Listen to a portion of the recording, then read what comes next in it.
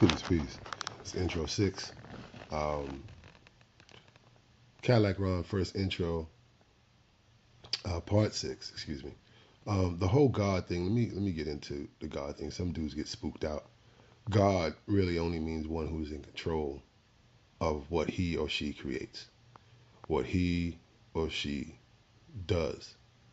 You know, that's all it is. Let's not get hung up on titles and get hung up on stuff. Because of religion.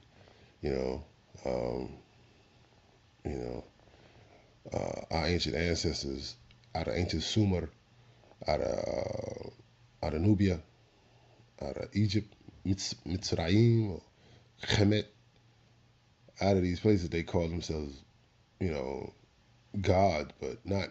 They weren't gods to be worshipped. They were the ones, these are the people who are in control of this. This is the person who's in control of this.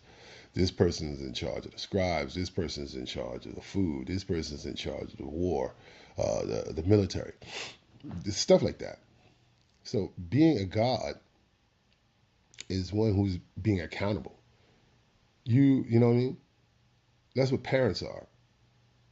The term parent, ma and pa, patriarch, matriarch, those are another terms for gods. And for the religious heads, as mentioned, in the Ten Commandments, honor thy mother and father so that your days may be long as far as living. And there's also in the Ten Commandments too, thou shalt not worship no other God other than thee. No false images, no idols and stuff like that. So in the Ten Commandments, you got the parent thing, and you got the worshiping thing of the supposedly the supreme being, the heavenly father, the heavenly host. Um, it's not to get hung up on. It's something to be it's actually be acknowledged. You know, so it's definitely something to think about. Um, be responsible. Be accountable for what you do. Be conscious. You know, you want a good woman, be conscious about it. Know what a good woman is. You have to know. That's what it is. You can't believe. You got to know what a good woman is. You got to know what good things are. You got to know how to live. Everything is to know. This is what this is about. Knowing. When you know stuff, you can do things. You know, you know how to get wealth, you go get it, and you live your life. Try to live a life like not as an individual, but as a unit. You know, like minds gravitate to each other. You know, the type of woman you want, you should learn from her. In your Bible, it says when you leave your family, you should take a wife. So again, it's like not to be alone. You know, loneliness, man. I'll get into that too. Loneliness will do you in. You got to get off that John Wayne shit. Being alone and being away from people. That isolation will destroy you. How the fuck you gonna be out here with millions of people and try to isolate yourself? They put you in jail as a punishment. They isolate you from society. They isolate you from general population, depending on what you did in the world. Isolation is a form of punishment. Why would you isolate yourself from people that you need? You need people. We need each other. We use each other, but we don't abuse each other. Melanated people, black people, you dig? So it's just like you got it. That's why you have to read like these books about stuff like James Baldwin. Some books about James Baldwin, Malcolm. Stuff about Malcolm. A few things about Elijah. Dr. York has a plethora of books still floating out here. He has a lot of clips from DVDs and True Light tape stuff that's on YouTube. Um, Amos Wilson is very good. Amos Wilson is very good. Go into it. Relationship wise, you know, we all need help, relationship wise, and we need each other. You know, some of us are sick because of white supremacy, white domination. And Dr. Joy Love Degree, she explains about post traumatic slavery syndrome. Or you can get into the Willie Lynch letters and stuff like that.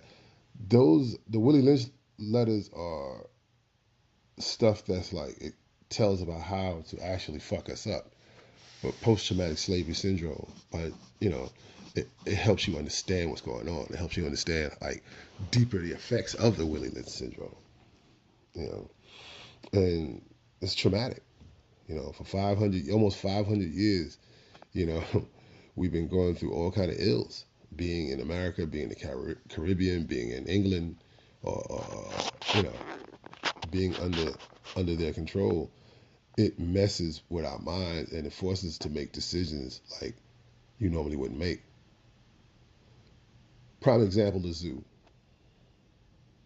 People see like cubs, like new cubs come in. Sometimes once they get older, get bigger. Sometimes like in certain zoos, they'll put the tiger cubs and lion cubs together, and they'll play with each other. They'll play with each other.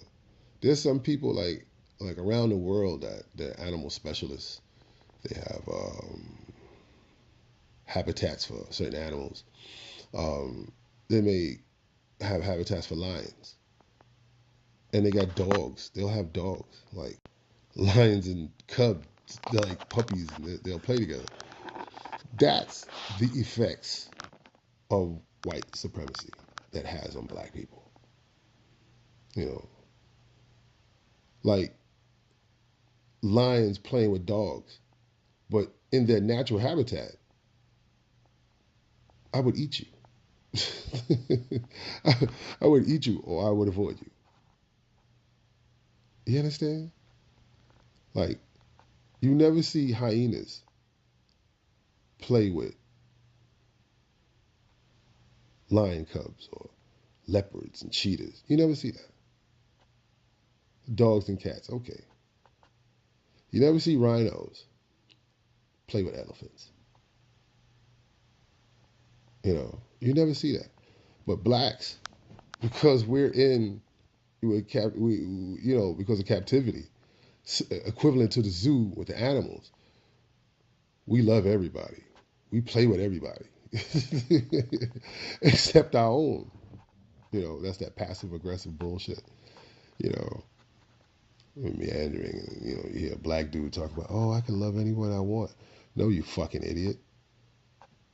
You've been conditioned to think like that. Same thing with the sisters. You know, I hate to hear brothers. I mean, I respect your decision. You want to be with a non-melanated woman. That's your business. But when motherfuckers come down on you like Rodney King, or come down on you like Miss Eleanor Bumpers, they come down on you like how they came down on Michael Jackson, how they came down on like any other O.J. Simpson and all that shit. Don't come running back to niggas. Don't use the black card, because for some reason or another you think that the American dream applied to you. The American dream doesn't apply to you, black man, melanated brother and sister. No matter how much money you get, you're still gonna be a nigga to them. And they give it to you. They give you the money. They control. They turn that faucet on and off for you. You can't reach that faucet where the money flows, where the wealth flows. So you're their nigga. When you're not entertaining your own people, you're entertaining somebody else. Somebody else pays you. So you're their nigga. That's why your relationship suffers with black women. Because you still want to be a nigga or a Negro. And you got to get that up. That's where it starts. The way that you think is the way that you'll do.